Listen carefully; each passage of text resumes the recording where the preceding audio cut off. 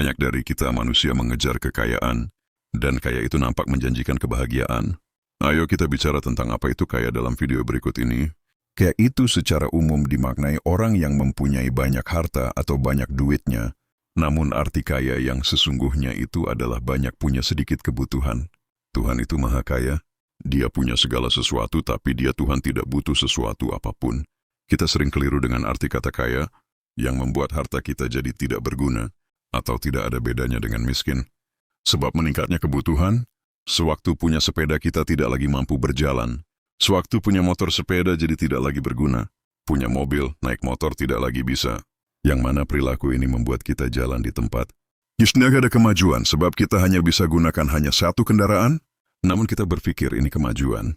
Hal ini terjadi sebab kita tidak mau meninggalkan kesombongan. Bahkan kita berpikir apa gunanya harta kalau tidak untuk disombongkan. Dalam semua hal, perilaku ini terjadi membuat kemajuan menjadi hambar. Bahkan membuat kesenangan semakin menjauh. Dan kita terus mengejar kesenangan hingga habis umur yang Tuhan berikan. Sewaktu punya sepeda kita merasa kita akan senang kalau bisa punya motor. Setelah punya motor kita merasa kita akan senang kalau bisa punya mobil. Pola ini terjadi untuk semua hal, membuat kita terus berburu sampai kita masuk kubur. Namun senang tetap tidak kita dapatkan kecuali hanya sebentar saja. Kalau kamu bersyukur sebab mobil baru berapa lamakah barunya? Kalau kamu bersyukur sebab banyak duit berapa lamakah banyak duit tersebut? Kalau kamu bersyukur sebab rumah yang megah kamu akan meninggalkannya. Maka bersyukurlah sebab Tuhan yang Maha Agung, Dia Tuhan akan tetap agung meskipun kita telah meninggalkan dunia ini. Punya mobil agar bisa jalan-jalan. Banyaknya orang yang bisa jalan-jalan walau mereka tidak punya mobil.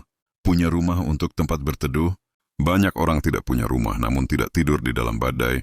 Kaya itu hanya fata morgana yang kalau dikejar dia, akan semakin menjauhkan kamu dari kebahagiaan. Yang ada kamu akan semakin kelelahan dan jauh dari kesenangan. Bahagia itu sebab keikhlasan bukan sebab kekayaan.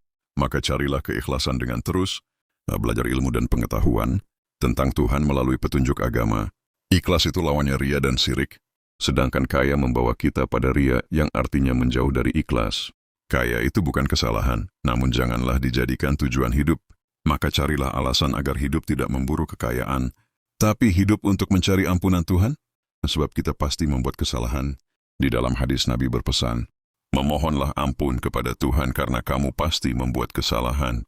Seandainya kamu tidak lagi membuat kesalahan, tentu Tuhan sudah mewafatkan kamu dan menggantikan kamu dengan orang yang membuat kesalahan hingga Tuhan memberinya ampunan. Itu saja tentang kaya.